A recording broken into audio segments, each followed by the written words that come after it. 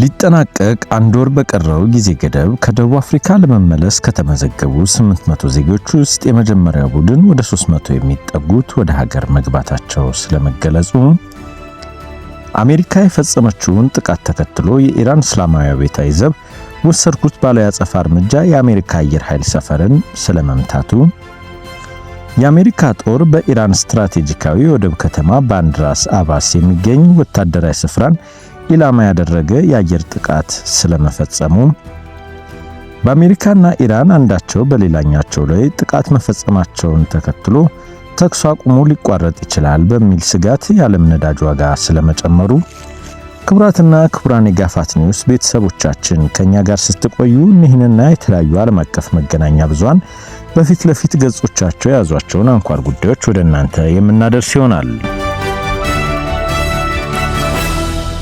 በቀዳሚነት ወደ ያዝነው ጉዳይ እናመራለን።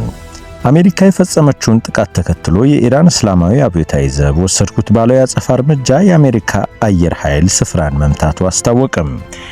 አሜሪካ ሌሊት ላይ በኢራን የወደብ ከተማ ባንድራስ አባስ ውስጥ የሚገኝ አውሮፕላን ማረፊያ አቅራቢያ ለአየርና ለባህር ኃይሏ ስጋት እንደሆኑ የገለጸቻቸውን ወታደራዊ ማዕከላትን መምታቷን አስታውቃለች። የኢራን አብዮታዊ ዘብ ጥቃቱ ምንም ጉዳት እንዳላደረሰ በመጥቀስም በምላሹ የአሜሪካ የወረራ ጥቃት መነሻ ነው ባለው የአየር ኃይል ሰፈር ላይ ጥቃት መፈጸሙን የኢራን ዜና ወኪል ታስኒሚ ይዞት በወጣው መግለጫ ይፋ አድርጓል። ይህ ጥቃት የተፈጸመበት ወታደራዊ ማዕከል የት እንደሚገኝ ግን በትክክል አልተገለጸም። የአብዮታዊ ዘቡን ጨምሮ የጠባጫሪነት ጥቃቶች አጸፋ እንደሚሰጣቸው በማመላከት ጥቃቶችን የሚቀጥሉ ከሆነ የበለጠ ከባድ ምላሽ እንደሚኖርም አስጠንቅቋል። ከአብዮታዊ ዘብ ጋር ቅርብ የሆነው ታስኒሚ የዜና ወኪል ምንጮቹን ጠቅሶ እንደዘገበው አሜሪካ በሌሊት ላይ የፈጸመችው ጥቃት ምንም ነገር በሌለበት ቦታ ላይ መሆኑን እናም ፍንዳታው የተሰማውም ከዚያው ጋር የተያያዘ መሆኑን አመላክቷል። ይህ በእንዲህ እንዳለም የኢራን አብዮታዊ ዘብ በሆርሙዝ ወሽመጥ በኩል የራዳር መከታተያ አጥፍቶ ሊያልፍ የነበረን የአሜሪካ ነዳጅ ጫኝ መርከብ ማስቆሙን ታስኒሚ የዜና ወኪል ዘግቧል። ዘገባው እንዳመላከተው የአብዮታዊ ዘብ ባህር ኃይል በመርከቡ ላይ ተኩስ ከፍቶ ወደ መጣበትም እንዲመለስ ማስገደዱን የገለጸው። የአሜሪካ ጦር በኢራን ስትራቴጂካዊ ወደብ ከተማ ባንድራስ አባስ የሚገኝ ወታደራዊ ስፍራን ኢላማ ያደረጉ የአየር ጥቃቶችን መፈጸሙን አስታወቀ። የአሜሪካ ኃይሎች በሆርሙዝ ወሽመጥ ዙሪያ ስጋት ደቅነው የነበሩ 4 የኢራን ድሮኖችንም መተው እንደጣሉ የአሜሪካ ማዕከላዊ እዝ ሴንትራል ኮማንድ ገልጿል። እንደ ሴትኮም ገለጻ ባንድራስ አባስ ውስጥ የሚገኘው ወታደራዊ ስፍራ ጥቃት የተፈጸመበት 5ኛውን ድሮን ለመተኮስ ሲዘጋጅ ነውም ብሏል። ኢራን መገናኛ ብዙሃን ከከተማዋ በስተምስራቅ አቅጣጫ የፍንዳታ ድምጾች መሰማታቸውን ዘግበዋል። ጥቃቱ የተፈጸመው በአሜሪካና ኢራን መካከል የተደረሰው ጠንካራ ያልሆነ የተኩስ አቁም ተግባራዊ መሆን ባላቆመበት ነው። በሆርሙዝ ወሽመጥ ለሚደረገው የመርከብ ጉዞ መቆም እንዲሁም የዓለም አቀፍ የነዳጅ ዋጋ መናር ምክንያት የሆነውን ይህንን 3 ወር የሞላው ጦርነት ለማቆም የሚደረጉ ረጅም ድርድሮች እስካሁንም መፍትሄ አላስገኙም።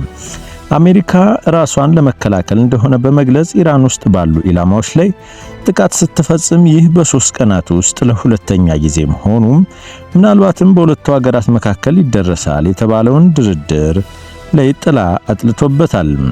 ሴንትኮም የተወሰደው ወታደራዊ እርምጃ የተመጠነ በግልጽ ራስን የመከላከል የሆነ እንዲሁም የተኩስ አቁም ስምምነቱን ለማስቀጠል ያለመ ነው ሲል በተቃራኒው ገልጾታል። አሜሪካ ሰኞ ዕለት ደቡባዊ ኢራን ላይ በፈጸመችው ጥቃት የኢራን ሚሳኤል ጣቢያዎችና በሆርሙዝ ወሽመጥ ላይ ፈንጅ ለማጥመድ የሞከሩ መርከቦች ኢላማም እንደተደረጉ ገልጿል። ሴትኮም እነዚህ ጥቃቶች የተወሰዱት ወታደሮችም ከኢራን ኃይሎች ከሚመጡ ስጋቶች ለመጠበቅ ነው ብሏል። ጥቃቶቹ ትልቅ የተኩስ አቁም ጥሰት ስትል ያወገዘችው ኢራን የትኛውም ጠባኛ ድርጊት ምላሽ ሳይሰጠው እንደማያልፍ ይዛተች ሲሆን የኢራን እስላማዊ አብዮታዊ ዘብ ጠባቂም ለዚሁ ምላሽ በሚሆን መልኩ የአሜሪካ አየር ኃይልን ደብድብ ያለው ሲል አስታውቋል።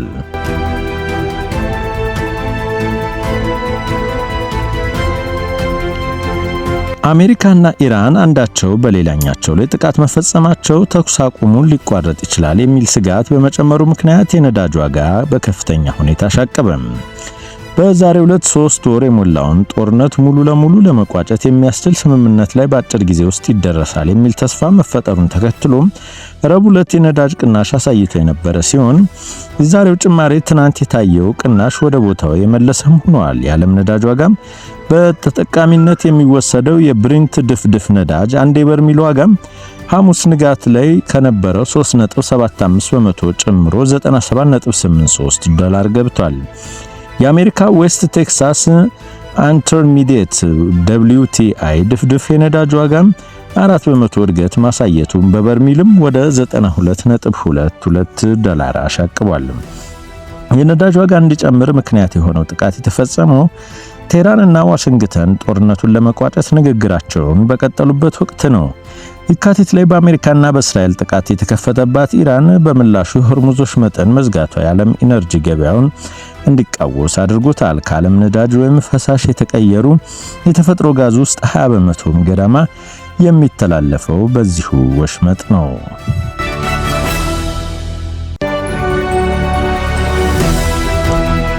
የአሜሪካው ፕሬዝዳንት ዶናልድ ትራምፕ ከኢራን ጋር እየተደረገ ያለው ድርድር እስካሁን አልተሳካም አሉ። ድርድሩ ገና ደስተኛ አላደረገንም ያሉት ትራምፕ ነገር ግን ደስተኛ እንሆናለንም ብለው ሐሳባቸውን ገልጸዋል።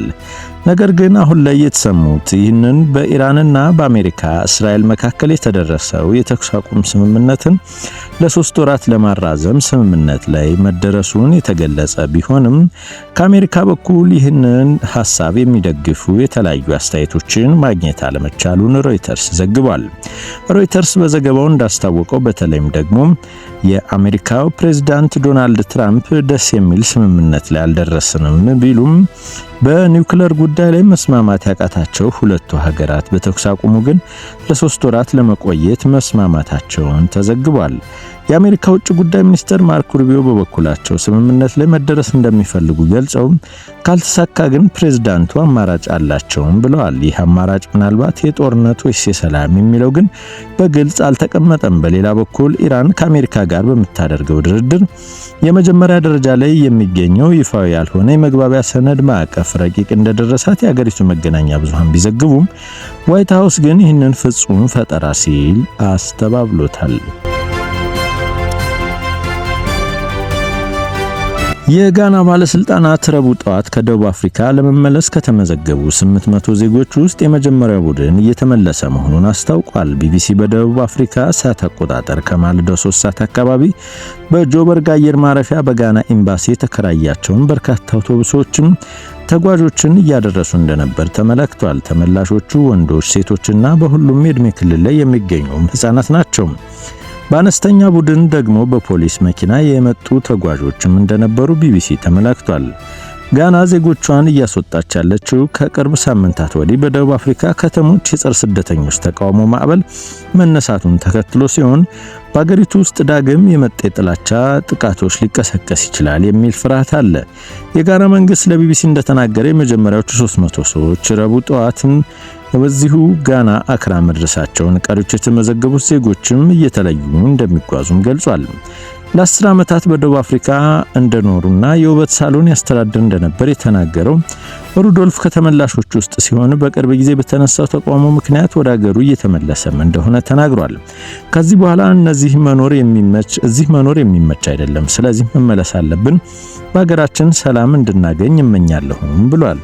በደቡብ አፍሪካ 25000 የሚጠጉ ጋናውያን እንደሚኖሩም ይገመታል። የጸረ ስደተኞች ተቃውሞ ህገወጥ ስደተኞችን በህዝብ አገልግሎቱ ላይ ጫና ማሳደራቸውንና የሀገሪቱ መንግስት ጠንካራ እርምጃ እንዲወስድም ጠይቋል። እነዚህ እንቅስቃሴዎች ማርች ኤንድ ማርች ተብሎ በሚጠራው ቡድን የተዘጋጁ ሲሆን ራሱን በዜጎች የሚመራ የኢሚግሬሽን ለውጥ እንቅስቃሴ አድርጎ ይገልጻል። ይህ ቡድን ህገወጥ ስደተኞች እስከ ሰኔ 23 2018 ዓ.ም ድረስ በአገሪቱ ለቀው እንዲወጡ ቀነ ገደብም አውጥቷል። ይህ ቀነ ገደብ በዚች ሀገር የሚኖሩ የተለያዩ ሀገራትን ዜጎችም የሚያስጨንቅ ሲሆን ምናልባትም የሚወሰዱ አንዳንድ እርምጃዎችም ምናልባትም የደቡብ አፍሪካን ስም ከዚህ በከፋ መልኩ የሚያጠለሽ በዛች ሀገር የሚኖሩ ህገወጥ ስደተኞችን ደግሞ ንብረታቸውን የሚዘርፍ እነሱንም ወደ ሞት አደጋ የሚገለጥ ሊሆን ይችላል ሲሉም በርካቶች እየዘገቡ ነው። የዚህ የማርች ኤንድ ማርች ተብሎ የሚጠራው ቡድን መስራችና አዘጋጅ ግለሰብም ከዚህ በኋላ ለሚደርስባችሁ ማለትም ከሰኔ 23 2018 ድረስ ሀገሪቱን ለቀው ካልወጡ ለሚደርስባቸው ነገር የደቡብ አፍሪካም ህዝብም ሆነ መንግስትም ኃላፊነት አይወስድም ማለቱን ተዘግቧል። ክቡራትና ክቡራን የጋፋት ኒውስ ቤተሰቦቻችን ስላዳመጣችሁን እናመሰግናለን። እና የተለያዩ ዓለም አቀፍ መገናኛ ብዙሃን በፊት ለፊት ገጾቻቸው የያዟቸውን አንኳር ጉዳዮች ማዳመጥ ከፈለጋችሁ የዩቲዩብ ቻናላችን ሰብስክራይብ፣ ኮሜንትና ላይክ ያድርጉ።